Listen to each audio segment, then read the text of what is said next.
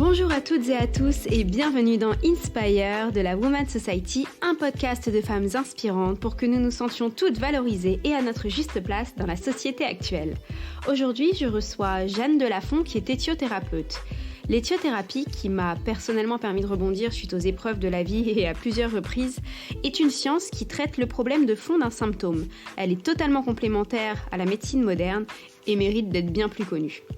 Grâce à cette médecine douce, Jeanne aide de nombreuses femmes qui traînent des traumatismes qui remontent parfois même avant leur naissance et débloquent des situations souvent inexpliquées par la médecine générale. On va parler du lien entre l'esprit et le corps, de femmes qui n'arrivaient pas à tomber enceintes malgré des examens médicaux totalement normaux, ou encore de la pression de la société sur les femmes trentenaires concernant leur vie professionnelle et personnelle bien sûr. Je ne vous en dis pas plus et donne la parole à Jeanne pour une discussion passionnante. Bonjour Jeanne. Bonjour Agathe. Merci d'être avec nous aujourd'hui, je suis ravie. Moi aussi, je suis ravie. Une interview très très intéressante qui s'annonce. Je vous ai déjà présenté dans l'intro. On va... Voilà, vous allez vous présenter votre vie, comment vous en êtes arrivé à faire de l'éthiothérapie et de l'hypnose ericksonienne. Moi, je voulais qu'on parle d'abord de votre parcours, dont vous m'avez déjà un peu parlé, qui est assez atypique et le besoin d'aider les autres. Donc, je voulais savoir comment vous en êtes arrivé à faire ce métier. Alors, d'abord, je pense qu'on n'est pas psy par hasard, déjà. Il y a chez beaucoup d'entre nous une volonté d'accompagner, d'aider, quelque chose qui nous inspire, un petit peu comme une mission. Et puis au-delà de cela aussi, je crois qu'on est aussi psy par rapport à ses propres souffrances aussi de l'enfance que nous avons tous et toutes. Donc effectivement, mon parcours est assez classique. J'ai d'abord commencé par des études de psycho classique. Et puis, je suis d'une nature extrêmement curieuse. Et j'ai toujours envie d'apprendre.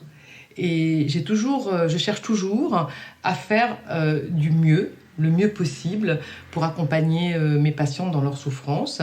Et lorsque j'ai commencé mon métier de psy, je recevais beaucoup de femmes qui avaient été abusées sexuellement dans l'enfance. Et il y avait des véritables traumatismes très forts, très, très profonds. Et je me suis rendu compte que les séances de psy classiques n'étaient pas du tout suffisantes. Et je me suis intéressée, j'ai cherché, et je me suis dit que pourrais-je faire pour les aider davantage. Et c'est là où je me suis dirigée vers l'hypnose. J'ai donc passé un master en hypnose ericksonienne pour pouvoir aider ces patientes et les débarrasser de leur traumatisme sexuel, avec évidemment de très très bons résultats, puisqu'en hypnose on travaille avec votre inconscient, et votre inconscient c'est vraiment une entité protectrice à part entière, c'est votre intuition, mais c'est surtout votre instinct de survie. Donc, et là effectivement les séances d'hypnose ont été très très profitables, tout à fait adaptées à ce genre de problématiques. Et comme je suis toujours très curieuse et une éternelle insatisfaite et que j'adore apprendre et que c'est jamais suffisant,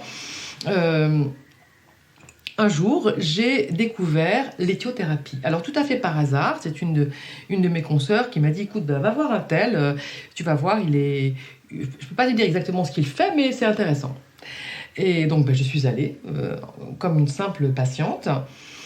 Et à l'époque, j'avais une problématique très particulière, avec toutes les connaissances que j'ai, je reste un être humain, j'avais une problématique personnelle, je n'arrivais pas du tout à m'en extraire, et ça faisait 5 ans que ça durait, en ayant tout à fait conscience que ça n'allait pas, mais je ne trouvais pas la porte de secours, je ne trouvais pas la solution. Malgré être allée consulter des psys, oui, etc. Et malgré avoir fait aussi un travail sur moi, j'étais dans une relation extrêmement toxique d'un compagnon, ça faisait 5 ans que ça durait, et je n'arrivais pas. Je savais que c'était pas bon pour moi. Vous en défaire. Je n'arrivais pas du tout à m'en défaire. Et donc lorsque je suis allée voir ce médecin qui pratique toujours d'ailleurs l'éthio, je suis venue le voir et je lui ai dit, écoutez, voilà, j'ai un problème. Je suis dans une relation toxique, je sais que cette relation est toxique, mais je n'arrive pas à m'en défaire, aidez-moi.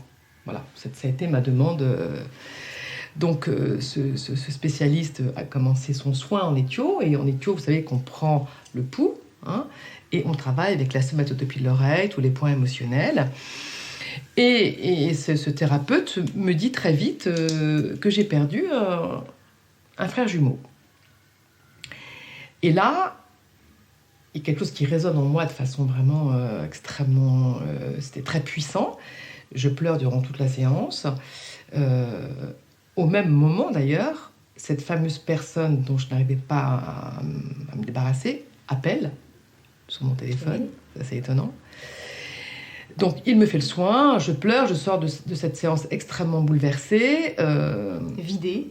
Vidée, à la fois soulagée, avec quelque chose du domaine de je viens de me faire du bien, je ne sais pas trop comment, mais je sens que je viens de me faire du bien. Et puis, en éthio, il faut savoir qu'on donne des rendez-vous tous les 2 mois. Parce que le corps, donc on débloque une mémoire de souffrance, je vous expliquerai après ce que c'est l'éthio, mais on débloque une mémoire de souffrance et le corps a besoin de 2 mois pour métaboliser, c'est-à-dire digérer cette mémoire de souffrance. Donc, le rendez-vous est donné 2 mois plus tard. Entre-temps, 3 jours après cette première séance, je quitte cette personne. Je la quitte. Ça a été immédiat.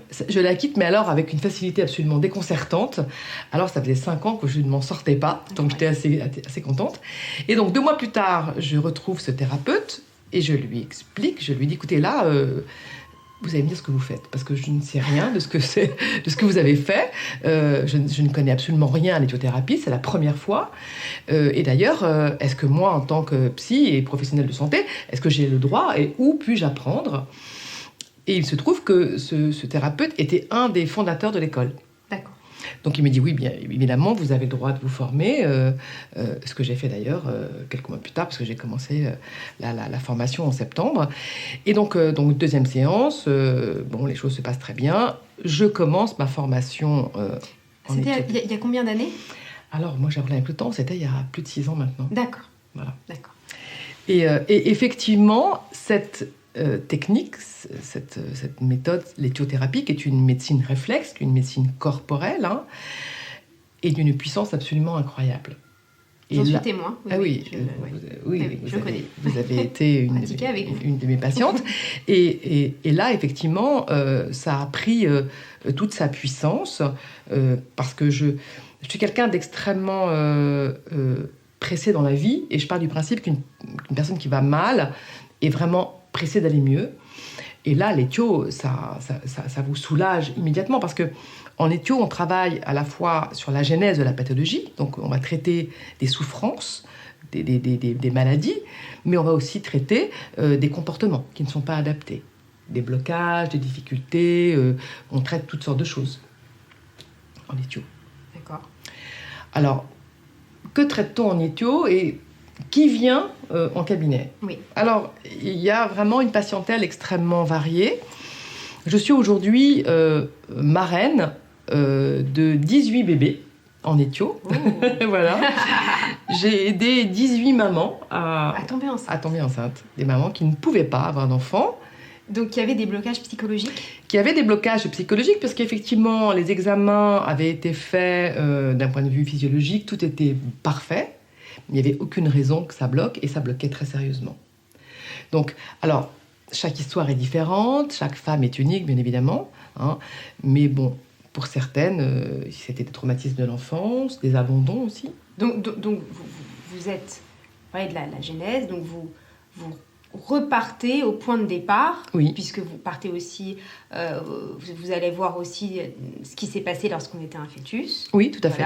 Donc vous repartez parfois même chez les ancêtres, la guerre, etc. Oui. Et ça permet de débloquer, notamment chez ce type de femmes qui ont du mal à tomber enceinte, les traumatismes. Il y a des mémoires personnelles, hein, et il y a des mémoires transgénérationnelles. Donc, dans les mémoires personnelles, je peux vous donner un cas d'une patiente qui m'avait été adressée par son ostéo, puisqu'effectivement, ça faisait 3 ans qu'elle était mariée, qu'elle souhaitait avoir un enfant et que ça ne fonctionnait pas. Donc, l'ostéo l'a dirigée vers moi. Et très vite, lors de la première séance, apparaît une mémoire d'inceste.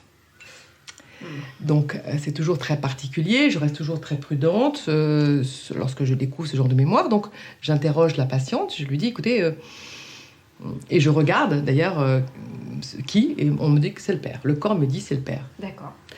Donc, je lui dis, ça s'est passé comment avec votre père? Est-ce que votre père a eu peut-être des gestes indélicats Et elle se braque un peu, elle me dit, mais non, pas du tout, mon père n'a jamais rien tenté contre moi. Bon.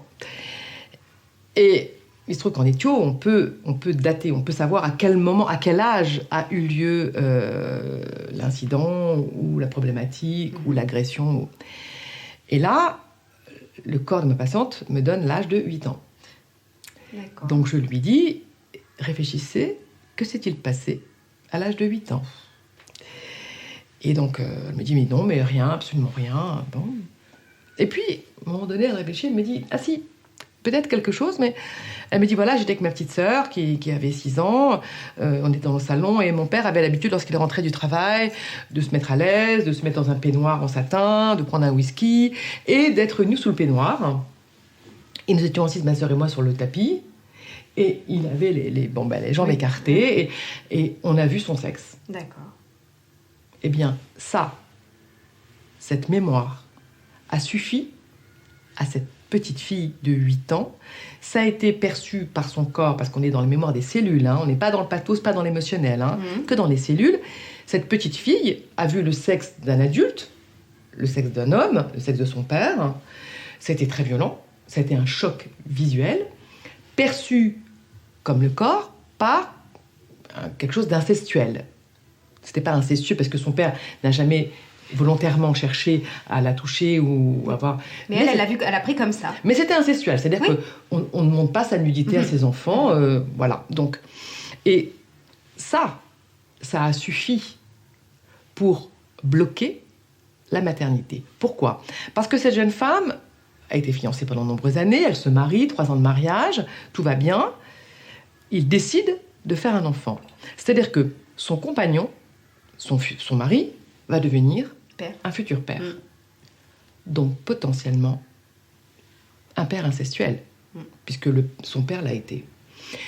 Donc c'est très intéressant. Donc moi je continue mon soin, je fais le travail, donc je débloque cette mémoire, d'accord? Et je lui donne rendez-vous 2 mois plus tard. Et bien 2 mois plus tard, elle est arrivée, elle était enceinte. Oh là là. Donc voilà, c'est ça. Donc ça paraît assez magique. Et d'ailleurs, quelque part, ça l'est. Parce que même moi, en tant que thérapeute, et c'est en cela où l'éthiothérapie, c'est extrêmement valorisant. On a vraiment le sentiment d'exercer un métier passionnant et d'être utile.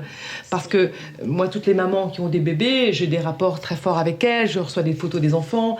Et oui, je les ai accompagnés dans une jolie aventure. Donc ça, c'est un cas. Après, il y a d'autres cas particuliers où d'autres femmes ne peuvent pas avoir d'enfants parce que je pense à une autre patiente qui, elle, c'est pareil, plusieurs années impossible. Et lorsque je lui fais son soin en éthio, je vois apparaître plusieurs IVG. Et j'ai pu donner d'ailleurs les dates. Je dis, voilà, vous avez eu 3 IVG à tel âge, tel âge, tel âge. Okay. Et je lui dis, il n'y a pas de place pour un 4e bébé. Donc, vous avez la culpabilité de ces IVG. D'ailleurs, je lui dis, il y en a un qui a été extrêmement douloureux, plus que les 2 autres. Elle m'a confirmé que c'était un enfant qu'elle voulait garder. Son compagnon n'était pas prêt, etc. Eh bien, ça l'empêchait d'être enceinte. Et elle a aujourd'hui une jolie petite fille qui a à peu près 4 ans. Ça vous ressentez quoi quand vous aidez des personnes comme ça, que vous débloquez des vies, puisque je ressens une grande joie. Impactant. Oui. Vraiment, une grande joie. Je ressens quelque chose de... En fait, j'ai l'impression vraiment de toucher l'humanité. Vous voyez, c'est quelque chose... C'est une relation humaine très forte. Je suis une femme, je suis maman, donc je sais l'importance pour une femme lorsqu'elle désire, lorsqu'elle a un désir d'enfant et que ce désir ne peut pas être assouvi, je sais ô combien c'est douloureux. Donc je suis très fière, très heureuse de les accompagner et vraiment je les accompagne vraiment, c'est-à-dire que je vis avec elles cet instant et lorsqu'elles m'annoncent qu'elles sont enceintes, On partage vraiment, c'est vraiment un moment de partage. Est-ce que ce partage et le fait d'être extrêmement utile dans la vie de quelqu'un, c'est votre moteur? Est-ce que c'est ce qui vous motive au quotidien dans votre métier? Je crois que dans mon métier et dans la relation d'aide, la motivation, c'est aimer les autres. C'est quand même ça la clé. C'est-à-dire, voilà, chaque être humain est un être unique, est un être divin, est un être exceptionnel, avec ses forces, ses faiblesses, ses joies.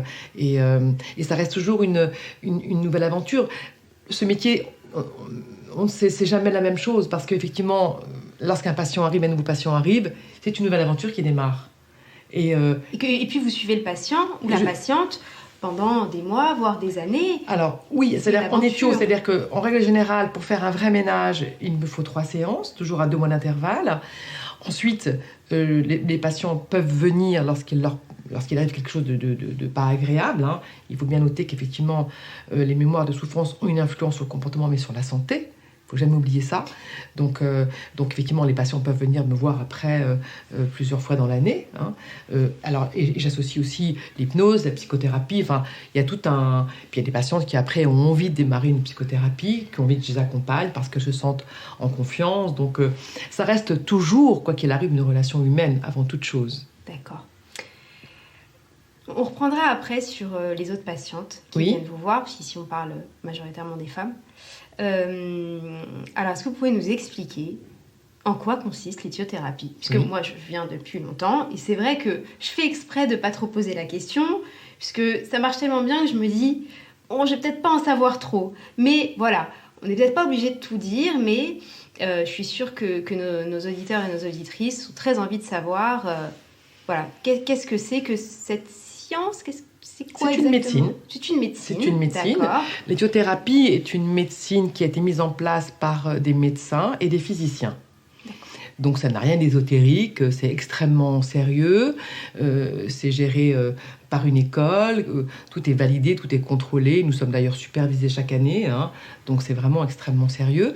Donc l'éthiothérapie est une médecine réflexe, une médecine corporelle. Alors, comment se déroule une séance? Alors c'est vrai que la physique quantique, c'est pas tellement facile à expliquer. Mais je vais essayer de simplifier. En fait, nous allons traiter une information. Une mémoire de souffrance, on n'est pas dans le souvenir, hein, on n'est pas dans l'émotionnel, on n'est pas dans le pathos, pas dans l'intellectuel. Ça, c'est le souvenir. La mémoire, c'est quelque chose qui est engrammé dans nos cellules. Donc dans le corps? Dans le corps. D'accord. Donc, c'est une information. Donc, une mémoire de souffrance, c'est une information que votre corps a reçue, mais n'a pas métabolisée, n'a pas digérée. Donc, c'est toujours coincé? C'est coincé. En fait, c'est une onde qui est stationnaire dans votre corps. Okay. En éthio, nous travaillons sur les 3 états de la matière, c'est-à-dire le psychique, le biologique et le physique. Suivant où va se trouver cette mémoire bloquée, si c'est dans le psychique, vous pouvez déclencher des dépressions. Des maux de tête, des troubles du sommeil, des troubles de la vue, toutes sortes de pathologies aussi liées à cette partie-là de votre corps. Si c'est dans la partie biologique, le tronc, la poitrine, le cœur, les poumons, on va développer des pathologies cardiaques, pulmonaires, cancer du sein. Nous savons très bien, par exemple, qu'une femme qui se fait abandonner peut déclencher un cancer du sein, uniquement avec cette mémoire de l'abandon. Ensuite, on travaille sur la partie physique, le bassin, la partie génitale, les jambes, donc avec toutes les maladies. Et autre exemple, la maladie de Crohn, par exemple, est une maladie, c'est la colère, qui est basée dans cette partie-là de votre corps. D'accord. Et on la traite. Hein. Donc voilà. Donc l'étude, c'est ça. C'est vraiment un traitement d'information. Et très souvent, pour que ça soit simple, j'explique aux patients, je dis voilà, vous êtes chez vous tranquillement, en train de boire un thé avec des amis, le téléphone sonne, vous décrochez votre téléphone et on vous annonce une mauvaise nouvelle. Vous recevez juste une information. Vous pouvez pleurer, vous pouvez faire une crise cardiaque, vous pouvez vous évanouir, vous pouvez avoir toutes sortes de manifestations et de réactions physiques. Et pourtant, vous n'avez reçu qu'une information. D'accord ? Donc, je fais un petit peu ce parallèle pour expliquer un peu vulgairement ce que c'est que l'éthio. En tout cas, voilà, c'est ça. C'est vraiment une information que le corps ne va pas digérer, ne va pas métaboliser, donc l'onde est stationnaire, et va avoir une influence sur votre comportement ou sur votre santé. D'accord. Donc c'est ça l'éthio. D'accord. Donc, quand on se sent mal, qu'on a un problème dans notre vie, qu'on se sent bloqué, on vient vous voir. C'est préférable. Oui, c'est sûr. Moi ou quelqu'un d'autre, mais... Disons que pour les femmes qui ont des problèmes qu'elles n'arrivent pas à régler... C'est ça. C'est bien de venir vous voir. D'accord. Comment ça se passe une séance ? Alors, une séance se passe de la façon suivante. Je reçois la patiente ou le patient, donc je remplis son questionnaire, nom, prénom, âge, etc. Je pose des questions sur la constellation familiale, si les parents sont toujours vivants, s'il y a des frères et sœurs, voilà. Et puis ensuite, je demande à la patiente pourquoi elle vient me voir, qu'est-ce qui la dérange, si c'est une douleur physique, c'est un problème de santé, si c'est un problème psychologique, si c'est un blocage. Donc la patiente m'explique sa problématique. Je la fais allonger et là, je vais prendre son pouls. On appelle le pouls radial, je prends le pouls de la main gauche, d'accord ? Et je vais, donc le pouls va être mon indicateur durant tout le soin. J'ai également des filtres que je vais poser sur son corps. Je vais passer ces filtres sur son corps et je vais voir où se trouve la peur, où se trouve la colère, ou la douleur s'il y a une douleur, d'accord ? Je pose mes filtres sur son corps. Ensuite, j'ai ce qu'on appelle une grille de déduction, où là, c'est tout son corps qui est scanné. N'oubliez pas que c'est la physique quantique qu'on traite de l'information. L'information, c'est l'informe qui prend forme à travers un comportement, une pathologie. Et là, avec mes filtres aussi, je vais pouvoir savoir exactement, et je vais poser mes filtres là où le pouls me dit là, ça bloque. Je pose un filtre et je sais que là, on est dans cette partie-là de son corps. Et ensuite, je vais travailler avec la somatotopie de l'oreille. C'est-à-dire qu'à chaque point émotionnel, il y en a 3 ici sur l'oreille gauche et 7 sur l'oreille droite. Et avec toujours le pouls, parce que lui, c'est mon guide dans la nuit, je vais regarder avec mon stylet s'il y a un point émotionnel qui va toquer. On va dire par exemple le point 6, qui est le point sexuel. Point 6, point sexuel, là, le pouls me dit, il y a un problème. Ok, j'ai une liste de souffrances et je vais regarder. Alors ça peut être viol, ça peut être inceste, ça peut être première règle, ça peut être problème de fertilité, enfin toutes sortes de difficultés. Et là, je vais savoir. Là, le corps me donne une information. Typiquement, point sexuel, première règle. Okay. Je vais dire à ma patiente, tiens, comment sont passées vos premières règles ? Parce que là, il y a une mémoire de souffrance sur les premières règles. Si je peux me permettre, donc vous regardez votre liste. Oui. Et en fait, vous ne parlez pas. Vous ne parlez pas. Voilà. Non. Donc en fait, vous envoyez-vous des informations. C'est un échange en fait. Oui. Vous envoyez des informations et le corps vous répond. Alors, moi, c'est le corps qui me donne l'information des premières règles. C'est-à-dire que moi, c'est son pouls qui me donne l'information. C'est le pouls qui me donne l'information. C'est le pouls, d'accord. Donc moi, je passe mon stylet sur première règle, le pouls va me dire toc toc, et il y a un problème avec les premières règles. D'accord. Alors, je peux ne pas parler avec la patiente. Alors, lorsque j'ai des patients qui sont très dans le mental, qui veulent à tout prix comprendre, je leur dis rien. Je fais mon travail et je sais que je nettoie. Moi, je fais du nettoyage, donc je nettoie, je dis rien. Mais j'aime bien aussi parler avec mes patientes, j'aime bien discuter. Donc, celles qui sont vraiment, vraiment très dans le mental, je leur dis rien. Celles qui acceptent, je leur dis voilà, il y a une mémoire de souffrance sur vos premières règles. Vous vous souvenez de vos premières règles ? Et là, la patiente peut me dire ah bah oui, très très bien, j'étais à l'école. Donc la patiente va m'expliquer qu'effectivement, lors de ses premières règles, elle n'avait pas été prévenue par sa maman, elle ne savait pas ce que c'était, et elle s'est retrouvée en classe avec le pantalon plein de sang, et que ça a été quelque chose de traumatique. Voilà. Donc ça, effectivement, il faut l'enlever, il faut débarrasser de cette problématique-là. Donc ensuite, on a toutes sortes de choses qui apparaissent. Donc moi, je le dis et je nettoie. Mais ensuite, ces mémoires de souffrance, effectivement, vont avoir une influence sur votre comportement, sur votre santé. Donc c'est ça qui est intéressant et c'est ça qui est absolument incroyable. Et très souvent, d'ailleurs, les patients, patientes me disent mais c'est pas incroyable, mais vous êtes voyante. Et je dis non, pas du tout, vous êtes médium. Mais je dis absolument pas, ça n'a rien à voir. Votre corps est une carte mémoire. Votre corps garde des choses. On a des mémoires, je vais prendre l'exemple du jumeau perdu, par exemple. 80% des grossesses sont gémellaires entre la première et la 3e semaine de grossesse. Ça veut dire 8 grossesses sur 10, il y a 2 œufs. D'accord. Ça, on n'oublie pas. Hein. Généralement, on n'en est pas au courant. Non. Mais c'est ce qui se passe. Aujourd'hui, avec la technologie extrêmement pointue, on voit le 2e œuf aux premières échographies. D'accord. Donc, alors, par exemple, ça, on va avoir des pathologies très spécifiques liées à la perte du jumeau perdu. D'accord. Et ça, c'est intéressant parce que vous êtes vraiment grosse comme un mi-ongle, mais déjà, vous avez déjà le syndrome de l'abandon. Et c'est quelque chose qu'on peut se traîner toute sa vie.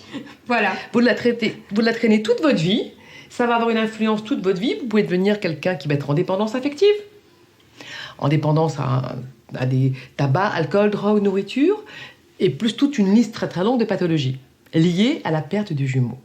C'est intéressant, le jumeau perdu, parce que c'est vraiment une mémoire qui est extrêmement invalidante, qui tire en arrière, qui empêche, qui vous met dans une forme de culpabilité d'être vivant, alors que bon, l'autre jumeau a décidé de ne pas s'incarner et vous n'y êtes pour rien.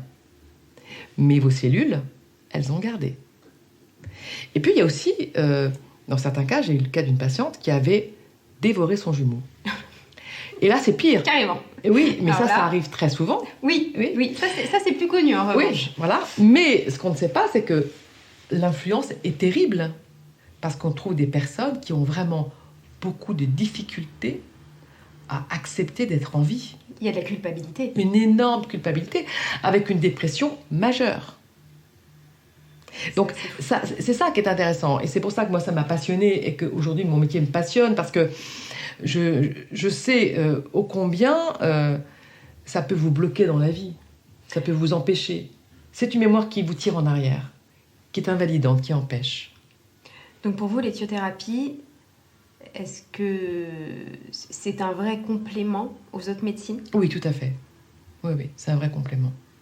Et alors, moi, vous me suivez depuis assez longtemps déjà. Et donc chaque fois que je parle de ce qu'on fait ensemble, les gens me disent « Mais qu'est-ce que c'est que l'éthiothérapie ?» Et j'ai l'impression que c'est une médecine qui n'est absolument pas connue, en tout cas en France. Comment ça se fait, à votre avis ? Alors, c'est une technique française. D'accord.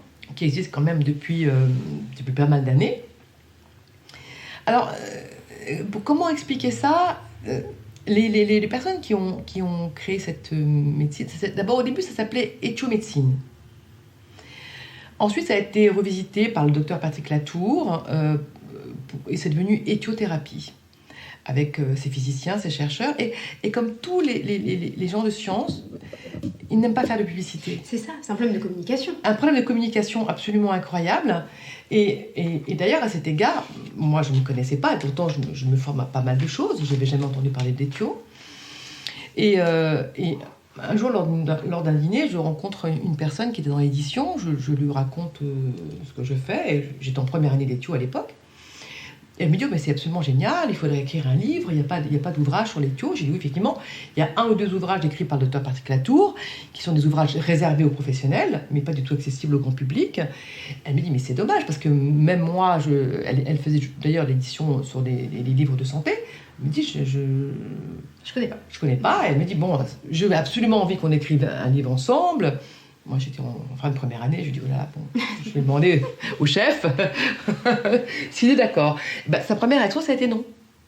C'était de dire non. Non, c'est pas la peine. Quelque chose de... On ne fait pas de publicité. Je lui dis, mais... Et là, j'ai expliqué, je lui dis, mais c'est pas de la publicité. Il y a une véritable demande, il y a une envie, un besoin de connaître. Les patients veulent savoir. Effectivement, c'est pas facile, il y a aucun ouvrage. Donc... Et j'ai dû attendre 1 année de plus pour convaincre le docteur Patrick Latour, qui est un passionné, qui est quelqu'un d'exceptionnel, de bien vouloir écrire ce livre, ce que nous avons fait d'ailleurs. Et qui s'appelle donc le traité sur l'éthiothérapie, oui. La puissance de nos mémoires. Voilà, le traité de l'éthiothérapie ou la puissance de nos mémoires. La puissance de nos mémoires. Voilà. Donc nous l'avons coécrit ensemble. Évidemment, tout ce qui est technique a été écrit par le docteur Patrick Latour. Hein, et moi, j'ai vraiment une faible participation. J'ai juste donné des cas cliniques que j'ai traités en cabinet. Donc voilà. Mais effectivement, ce livre a eu beaucoup de succès. Et on le trouve encore aujourd'hui à la Fnac oui, quand on tape sur Internet, Éthiothérapie, il sort tout de suite. Voilà, ou sur Amazon, on peut le trouver. Et il y a eu il y avait vraiment une demande voilà, on veut savoir ce que c'est l'éthiothérapie parce que souvent il y a une méconnaissance et les gens se trompent sur éthiothérapie et éthiopathie. Exactement, tout le temps. Et oui, et ça n'a absolument rien à voir. L'éthiopathie est une médecine aussi, mais c'est assez proche de l'ostéopathie. On vous manipule. La manipulation. On vous manipule. Rien à voir. Voilà, ça n'a rien à voir. D'accord. Donc nous, en éthio, je ne fais que prendre le pouls, voilà, et c'est tout ce que je fais. Je confirme, je n'ai jamais été manipulée par vous. Ça n'a rien à voir. Je confirme. Alors, vous voyez beaucoup de patientes, et d'ailleurs, j'ai l'impression que c'est quasiment que du bouche à oreille. Oui. Moi-même, je vous ai envoyé beaucoup de mes amis, des gens de ma famille, puisqu'à chaque fois qu'il y avait un problème qu'elles n'arrivaient pas à régler, je leur disais « Ah, il faut aller voir Jeanne. Je te donne son numéro, appelle-la de ma part. » Et effectivement, elles ont toutes été conquises. Donc, vous m'avez dit que la majorité de votre clientèle était des femmes. Oui, une grande majorité. Donc, vous voyez beaucoup de femmes avec des problématiques différentes. Je voulais savoir s'il y avait des problématiques propres aux femmes qui ressortent lors de vos consultations. Ou pas, d'ailleurs. Alors, non, parce que les femmes viennent pour des raisons très différentes. J'ai des femmes qui vivent un divorce et qui sont dans l'abandon total, donc je les traite avant qu'elles déclenchent une pathologie grave. J'ai des femmes qui viennent pour des blocages sexuels, pour des difficultés à avoir du désir, des relations sexuelles douloureuses, ou des femmes qui ne peuvent pas avoir d'enfants. J'ai des femmes qui viennent parce qu'elles n'ont pas... elles ont du mal à se réaliser dans leur vie personnelle. Là aussi, une peur des hommes, une certaine méfiance, ou au contraire, beaucoup d'aventures malheureuses, de mauvais choix. Puis là, on s'aperçoit que finalement, les mauvais choix, ça nous ramène à quelque chose de très ancien, soit un rapport au père, ou alors un premier amoureux qui a marqué. Souvent, le premier homme dans la vie d'une femme, si ça ne s'est pas bien passé, eh bien, on s'aperçoit que ça laisse pas mal de séquelles. Donc, voilà, les problématiques sont diverses. Après, aussi des problèmes de santé. Je me souviens d'une petite jeune fille qui avait une maladie de Crohn très avancée. Eh bien, je l'ai sortie d'affaire. Et d'ailleurs, elle m'avait dit, Jeanne, s'il faut témoigner, si un jour il y a un reportage sur vous, je suis la première à témoigner parce que je n'ai plus mal, je n'ai plus cette maladie de Crohn. Et elle avait un traitement très lourd à prendre. Et je lui ai dit, écoutez, on va faire les séances et puis on verra. Si je n'arrive pas à vous aider, vous prenez votre traitement. Bien sûr.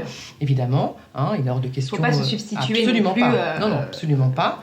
Mais si on peut éviter de prendre les médicaments, c'est toujours mieux. Et c'est ce qui s'est passé. Donc voilà. Après, voilà, je traite aussi des femmes qui ont eu un cancer, malheureusement. Donc, et elles ont des séances de chimio. C'est douloureux. Et là aussi, en éthio, je retire cette chimie qui peut être qui est un poison à la fois qui protège, mais c'est lourd quand même. Donc, voilà. Je reçois vraiment des femmes qui ont des demandes extrêmement différentes, à la fois psychologiques, d'ordre de comportement, ou de véritables pathologies. D'accord. Est-ce que, pareil, oui ou non, au fur et à mesure des années, puisque ça fait 6 ans déjà, vous voyez des problèmes liés à l'évolution de la société? Est-ce qu'il y a des choses qui ressortent comme ça? Je ne sais pas, le féminisme, en ce moment, la Covid... Il y a des choses qui ressortent. Alors, moi, ce que je constate avec mes patientes, qui sont les jeunes femmes qui sont, par exemple, qui ont entre 30 et 38 ans, il y a une inquiétude terrible. Il y a une peur de ne pas pouvoir construire sa vie. Il y a une peur de ne pas avoir d'enfants. Et je suis assez étonnée de voir ça. C'est-à-dire qu'il y a... une espèce d'angoisse collective, alors sans doute due à la société qui vous pousse à ça, de voir toutes ces femmes qui vont faire congeler leurs ovocytes, se préparer. Et je leur dis, mais laissez faire la vie. vous êtes jeune, voilà, vous n'avez pas encore rencontré quelqu'un, mais vous pouvez rencontrer quelqu'un demain. Et il y a cette peur de pas d'être seule et sans enfant. Et quand vous traitez ces femmes, vous vous rendez compte que ça vient d'où ? Eh bien, je pense que ça vient de notre société. D'accord. Oui. La société nous renvoie aujourd'hui à avoir 35 ans, être célibataire, sans enfant. Vous devenez un cas un peu... Ça commence à faire tard. Ça commence à faire tard, oui. Alors que bon, voilà... Absolument. Moi, j'ai demandé d'enfant, j'avais 38 ans, donc... Bien sûr, tout à fait. C'est pas... mais c'est cette pression... sociale et je trouve ça très douloureux pour ces jeunes femmes. C'est une pression, c'est une grosse pression. Oui, c'est un gros stress. C'est vraiment... c'est très anxiogène. Alors déjà qu'aujourd'hui, ce que nous vivons, c'est pas très facile. Donc, mais c'est très anxiogène. C'est-à-dire vraiment, il y a des femmes qui à 35 ans, ça y est, il faut vite aller en Espagne, faire le nécessaire pour pouvoir... Changer les ovocytes. Oui. Je leur dis non, écoutez, moi, j'ai jamais entendu parler de ça à l'époque où j'avais 30 ans. Enfin, voilà.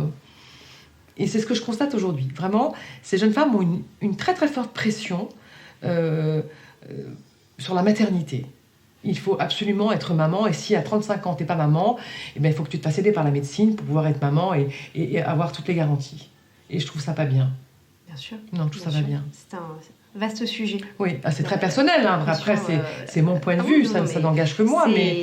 Non, mais c'est un constat que vous faites par fais. Rapport à vos patientes. Oui.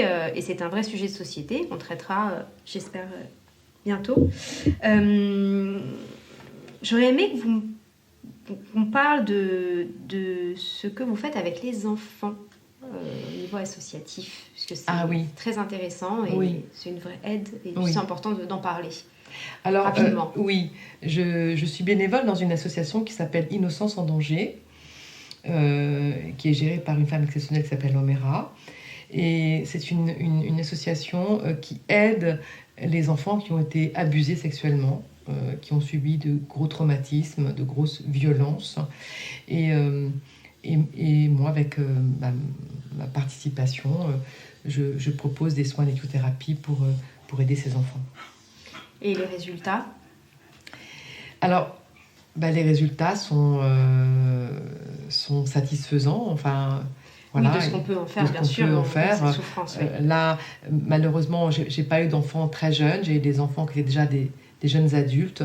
Donc, c'était presque un peu tard. L'idéal, ce serait effectivement de pouvoir traiter les enfants très rapidement, tout de suite, dès qu'ils ont été abusés, pour pouvoir... Parce que lorsqu'on traite un jeune adulte, voilà, la souffrance, elle est là. Et depuis longtemps. Et depuis longtemps, et elle prend forme, et avec tous les comportements qui sont associés. Merci pour ce témoignage. J'ai une dernière question, puisque vous parlez de quelque chose de très intéressant. C'est le rapport entre la souffrance émotionnelle et les maladies. Si je m'exprime bien. J'ai fait beaucoup de recherches là-dessus, puisque je trouve qu'on en parle beaucoup en ce moment, de ce lien.